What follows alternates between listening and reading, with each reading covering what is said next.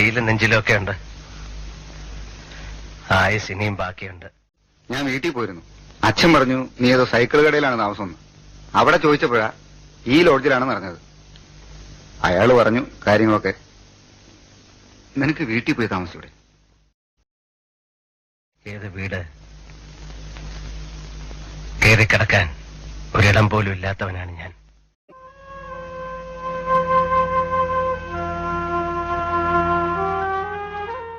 കണ്ടോ, ആ തെരുവിലാണ് സേതുമാധവനെല്ലാം നഷ്ടപ്പെട്ടത്.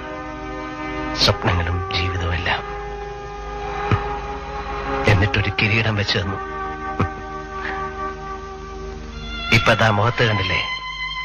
ആരെയും പറഞ്ഞ് മനസ്സിലാക്കണ്ട. കൊള്ളാം, ഭംഗിയുണ്ടല്ലേ? അതൊക്കെ നമുക്ക് മാറ്റിയെടുക്കാം. എന്തിന്?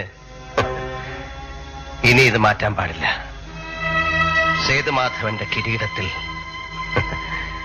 ഇതൊരു തൂവൽ.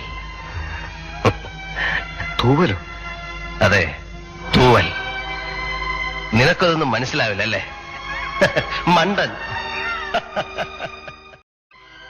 എന്ത് ശരിയായത്? നിനക്ക് ആകെ ഒരു മാറ്റമുണ്ട്. ജയിലിൽ നിന്ന് വന്നപ്പോ കണ്ട സേതു അല്ലത്. അല്ല അല്ലേ? ഒരു മനുഷ്യനെ എത്രത്തോളം താഴാൻ പറ്റും? ഭൂമിയോളം അല്ലേ? പിന്നെ ചവിട്ടാണ് തലയിൽ. എങ്ങോട്ട് താഴും? പാതാളത്തിലേക്ക് താഴാൻ മഹാബലിയല്ല, വെറും മനുഷ്യൻ സേതുമാധവനാണ്. ഇനി ഒരിക്കലെങ്കിലും, ഒരു പ്രാവശ്യമെങ്കിലും എനിക്ക് ജയിക്കണോടാ. ഒരു പ്രാവശ്യമെങ്കിലും. നീ വിഷമിക്കണ്ട, ഒക്കെ ശരിയാവും. മിണ്ടരുതാ വാക്ക്. ശരിയാവും അത്രേ. കേട്ടു തുരുമ്പിച്ചു. ജീവിതത്തിൽ 1000 വട്ടം എന്റെ മനസ്സ് എന്നോട് പറഞ്ഞിട്ടുണ്ട് ശരിയാവും. എന്റെ അമ്മ, അച്ഛൻ, പെങ്ങന്മാര്, അനിയൻ, ദേവി, നീ, അങ്ങനെ എല്ലാവരും പലവട്ടം പറഞ്ഞു ശരിയാവും. എവിടെ എവിടെ ശരിയായി? ശരിയാവില്ല. സേതുമാധവൻ ഒരിക്കലും ശരിയാവില്ല.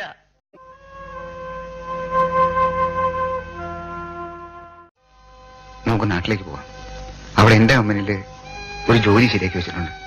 നമുക്ക് മുതലാളി കാണാം. എനിക്ക് വേണ്ട, ഞാൻ വരില്ല. പിന്നെ എന്താ ചെയ്യാൻ പോണേ നീ?